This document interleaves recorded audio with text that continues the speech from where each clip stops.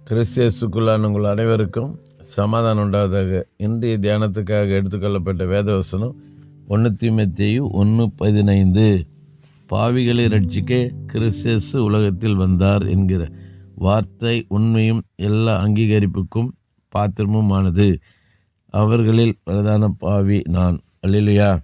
ஆண்டவராக இயேசு கிறிஸ்து இந்த பூமிக்கு வந்தது நோக்கம் எதற்காக வந்தார் சொல்லிங்க அழகாக சொல்கிறார் பவுலடியார். தீமோத்தேயுக்கு எழுதும்போது சொல்கிறாரு, பாவிகளை ரட்சிக்க. அதுதான் அவர் ஊழியம் செய்யும்போது கூட யூஸ் பண்ண வார்த்தை, நீதிமான்களை அல்ல பாவிகளையே மனம் திரும்ப அழைக்க வந்தேன் சொல்கிறார் ஆண்டவராக இயேசு கிறிஸ்து. ஆகவே அவர் பிறக்கும்போதே அவள் ஒரு குமாரனை பெறுவாள், அவருக்கு இயேசு என்று பெயரிடுவாயாக, ஏனெனில் அவர் தமது ஜனங்களின் பாவங்களை நீக்கி இரட்சிக்கிறவர். இயேசு என்றால் பாவங்களை நீக்கி இரட்சிக்கிறவர் என்ற அர்த்தம். ஆகவே அவர் இந்த பூமிக்கு வந்த நோக்கம் ரட்சிக்க வந்தார். பாவிகளை ரட்சிக்க கிறிஸ்தஸ் உலகத்துக்கு வந்தார் சொல்லி பார்க்குறோம். இயேசு கிறிஸ்துவின் ரத்தத்தினால தான் பாவ மன்னிப்பாக மீட்பு. அது மாத்திரமில்ல, பாவங்களை மன்னிக்கிறதுக்கு பூமியிலே அவருடைய நாமமே இல்லாமல் வேறொரு நாமம் கட்டளையிடப்படவில்லை என்று சொல்லி திட்டம் தெளிவாக அப்போஸ்தலரில் வாசிக்கிறோம். ஆகவே இயேசு கிறிஸ்து இந்த பூமிக்கு அந்த நோக்கம் பாவிகளை ரட்சிக்க கிறிஸ்து உலகத்திற்கு வந்தார். அது மாத்திரம் இவர் தன்னை தாழ்த்துறார், பாவிகளில் பிரதான பாவின்னு சொல்கிறார்.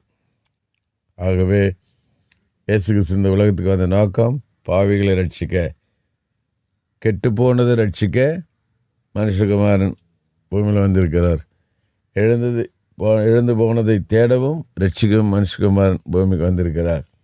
ஆகவே அந்த ரட்சகரை இன்னும் அநேகர் ஏற்றுக்கொள்ளாமல் புறக்கணிக்கிறாங்க.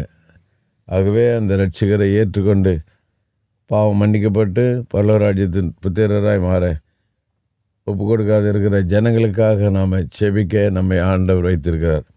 ஆகவே இந்த நாளுடைய வார்த்தை, இயேசு கிறிஸ்து இந்த பூமிக்கு அந்த நோக்கம் பாவிகளை ரட்சிப்பதற்காக. அல்லேலூயா. ஆகவே இந்த செய்தியை நாம் மற்றவங்களுக்கு அறிவிக்கணும். இடையர்கள் எப்படி வரும்போது இயேசு கிறிஸ்துவை குறித்து பிரசித்தம் பண்ணினார்களோ, அதே போல் நாமும் ரட்சகரை குறித்து நாம் பிரசித்தம் பண்ண வேண்டும். ஒருவேளை இதுவரைக்கும் நாம் பிரசித்தம் பண்ணாமல் இருந்தால் கூட இந்த கிறிஸ்துமஸ் தினத்தன்று, அவருடைய பிறப்பை கொண்டாடுகிற அந்த தினத்தன்று ஒரு உறுதிமொழி எடுப்போம்.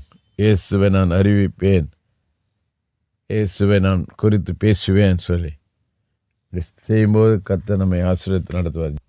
நேசிக்கு நல்லதாக அப்புறம் இந்த நாளில் கொடுத்த நல்ல வார்த்தைக்கு நன்றி. இந்த வார்த்தையை நாங்கள் பின்பற்றி நடக்க செயல்படுத்த உதவி செய்யுங்க.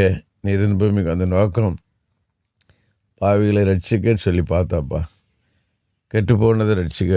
ஆகவே நாங்கள் அதை மற்றவர்களுக்கு அறிவிக்கிற மக்களாக இருக்க உதவி செய்யும். இயேசுவின் நாமத்தில் பிதாவே, ஆமென். நம்முடைய கர்த்தரும் ரட்சிகருமாகிய இயேசு கிறிஸ்துவின் கிருபையிலும் அவரை அறிகிற அறிவிலும் வளருங்கள். அவருக்கு இப்பொழுதும் என்னென்றைக்கு மகிமை உண்டாதாக. நம்முடைய கர்த்தராக இயேசு கிறிஸ்துவின் கிருபை உங்கள் அனைவரோடு கூட இருப்பதாக.